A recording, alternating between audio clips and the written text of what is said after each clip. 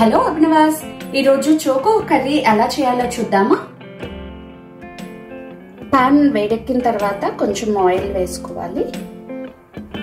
Oil వేడెక్కిన తర్వాత కొంచెం ఆవాలు, జీలకర్ర కొంచెం చిట్పటలాడే వరకు ఉంచాలి. ఇప్పుడు కొద్దిగా శనగపప్పు వేసి వేగనివ్వాలి.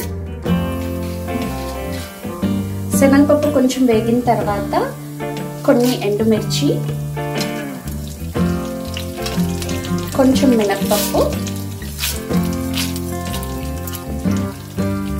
కరివేపాకు ఇవన్నీ వేసి కలపాలి. ఇప్పుడు ఒక మీడియం సైజు ఉల్లిపాయ ముక్కలు కట్ చేసుకుని వేసి ఉల్లిపాయలు కొంచెం వేగిన తర్వాత కట్ చేసి పెట్టుకున్న చోకో ముక్కల్ని వేసుకోవాలి. వేసి ఒకసారి కలపాలి. ఇప్పుడు కొంచెం పసుపు కూడా వేసి కలిపి మూత పెట్టుకోవాలి. ఈ చోకోని చొయాటి అని, చౌచో అని వేరే రకాలుగా పిలుస్తారు.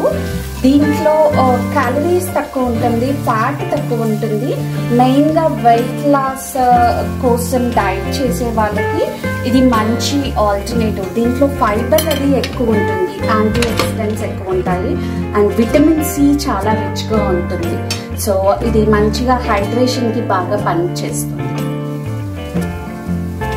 ఒకసారి మూత తీసి చూసుకొని కలుపుకోవాలి. కింద కొంచెం అడుగంటుకుంది అనుకుంటే కొంచెం వాటర్ వేసుకోవచ్చు. నేను ఇప్పుడు పొడి కూరలాగా చేయాలనుకుంటున్నాను కాబట్టి వాటర్ వేసుకుంటున్నాను. కొంచెం గ్రేవీ లాగా చేయాలనుకుంటే కొబ్బరి పాలు వేస్తే చాలా బాగుంటుంది టేస్ట్. ఇప్పుడు ఒకసారి కొంచెం మూత తీసేసి అంతా కలుపుకొని, వాటర్ కొంచెమే ఉన్నాయి అండ్ బాగా మొక్కలు బాగానే అయ్యాయి కాబట్టి కొంచెం ఉప్పు, కారము, ఇది కారం స్కిప్ చేసుకోవచ్చు కావాల్సి. నేను ఎండుమిర్చి కొంచెమే వేసాను కాబట్టి కారం వేస్తున్నాను. అండ్ చివరిగా కొంచెం కొబ్బరి వేస్తున్నాను.